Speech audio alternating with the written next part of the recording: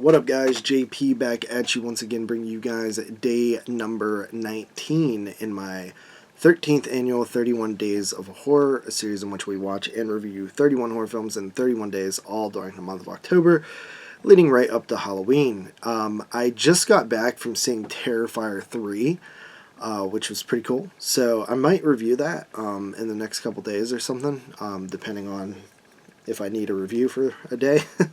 But today's review is not about the great Terrifier 3. It is about a great filmmaker who made a less than great movie. And that filmmaker and film in question is Dario Argento's The Phantom of the Opera from the year 1988, or 98, sorry. If it was 88, it would probably be good. So 1998, released here by Scorpion. This was actually a gift, part of the Secret Satan that we did a few years back for 22 shots. Somebody hooked me up with this. And yeah, it's The Phantom of the Opera, which I've already done two. Did I do two versions of that already? This 31? No, I definitely did one version, right? Yeah, I did Opera on last year's, but I finished it this year. And then I did The Phantom of the Opera with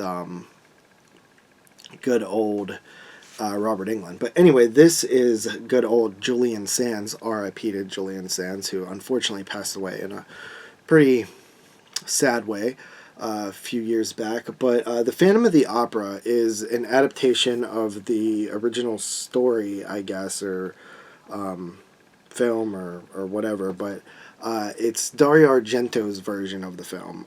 This is starring Julian Sands, like I said, also Asia Argento, which is Dario Argento's daughter, who's looking very stunning on the cover here and in the film.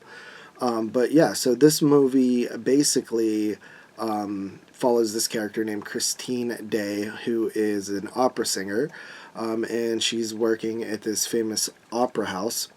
But before that happens, actually, we get an opening sequence straight out of Tim Burton's Batman Returns. It's Batman Returns, with the penguin and floating in the river or whatever. We basically get that with the Phantom, and he's floating, and a bunch of rats take him in instead of penguins, and basically raise him up, and he lives under the opera house in the caverns and with the river or stream or whatever lake down there. But Christine Day is an opera singer. She has a romantic interest in this guy named Raoul, but the Phantom also, she catches the Phantom's eye, and he begins to want to woo and seduce her, and she sort of falls in love with him, and then she also loves this Raoul dude, and it's a love triangle basically. And then there's some kills in between all of that. So Dario Argento's Phantom of the Opera is not his best movie with opera in the title, I'll tell you that. But I also don't think this is his worst movie. It's near the bottom, but I don't think it is the worst. There's one or two films that I think are worse than this. But this is it's towards the bottom for sure. It's just kind of messy. Let me just start off by saying the things I like about the movie. So I like that the movie is the setting of it. I like the opera house. I like the caverns. It has a very dirty, grimy atmosphere to it that I really like. I think that the set design is all really good. I like Julian Sands. I like Asia Argento. There are some decent gore stuff in there. It has a decent atmosphere throughout the movie, honestly. There's a PDF file that gets killed, which is pretty cool. There's there's some gore in here, which is good. That helps a lot. So I mean, those are really like, and I guess I like the absurdness of like the rat aspect of this film. I think that it actually adds something different to the story. Um, Now to the things that I think are like a problem. I think the love triangle is like horribly done. In fact, watching it this time, it's been a few years since I've seen this. Watching it this time, that really stood out to me, like how undercooked and underdeveloped the whole romance aspect is in this film. Like it is, like after watching, the previous Phantom of the Opera with Robert Englund from 1989, I was, like that is done so much better than this one. It just both relationships. Her with the Phantom doesn't come off as strong in terms of like. I feel like they're supposed to be like in a lore that like sort of like sucks her in with, especially with his music and stuff like that. But it doesn't really work. And then her relationship with Raoul is even more underdeveloped. It's very weird. Um, and so that's one thing I did not like. Also, I really don't like the idea of taking away the Phantom's like mask and like his disfigured aspect to him. Like I would have actually preferred if he was like a rat monster or something. You know what I mean? Like it just making him like a regular dude that was raised by rats doesn't really feel good enough for him to be so isolated and like living in the shadows and stuff. I don't understand why the choice was to drop that, because that is one of the most iconic parts about the Phantom of the Opera is like the disfigured face. So I feel like uh, although I respect trying to do something different, I feel like, you did that with the rats and stuff. You really didn't necessarily have to also take the disfigurement away, because that just works. So I didn't like that choice either. Um, I have heard that there was a lot of production issues with this film. It feels like it. There's also some weird characters, like this rat catcher dude who looks cool and is interesting, but he drives this like motorized like engine thing that just feels out of place a little bit. It makes it feel like much more of a comedy.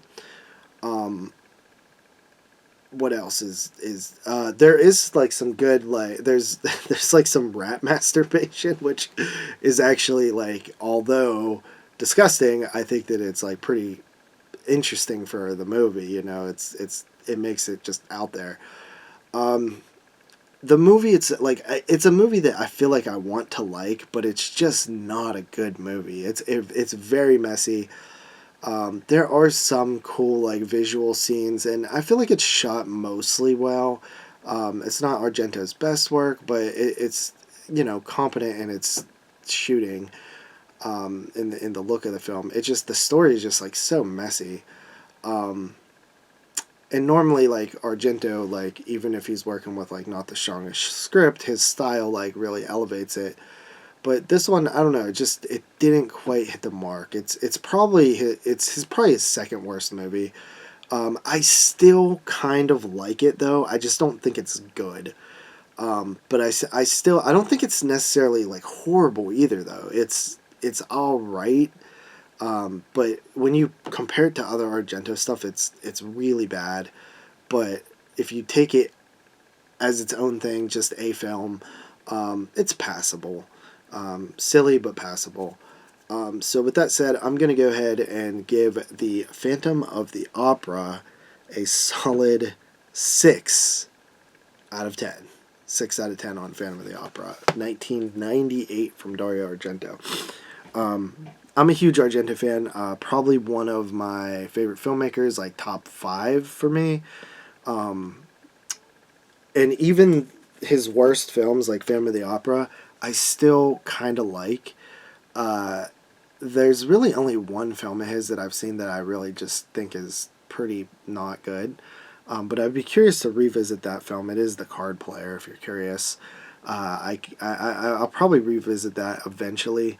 But I am sort of like trying to revisit some Argentos, because we have an Argento show coming up on 22 Shots for Italian Horror Month. And I hadn't seen Phantom of the Opera in a while, so decided to give that one a rewatch. And to be honest, like, I love Argento's early stuff, Bird with the Crystal Plumage, the Animal Trilogy, Tenebrae, Phenomena, like, but I've seen those films a bunch of times. His later work, I'm almost like more interested in to watch at this point, just because of how under talked about it is, in a way, like his later films. I'm a big fan of a couple of them, like Stendhal and Sleepless, but Phantom of the Opera, like, I couldn't really make too many excuses for it. There is a new commentary on this release here, with film historians Troy Howarth and Nathaniel Thompson, who are always good listens. I'd be curious to actually check it out and see what they have to say about the movie, and maybe give some backstory on, like, the filming process, because it would maybe shed some light on, like, why it turned out the way it did. Because I do not believe that Argento just turned into a bad filmmaker all of a sudden. And I say that also because of his film Dark Glasses that came out 2 years ago, which I thought was, pretty decent. It was a pretty solid movie. So, I don't think it's always just that he fell off, and he's way older now. But anyway, I will talk to you guys later. See ya. Peace.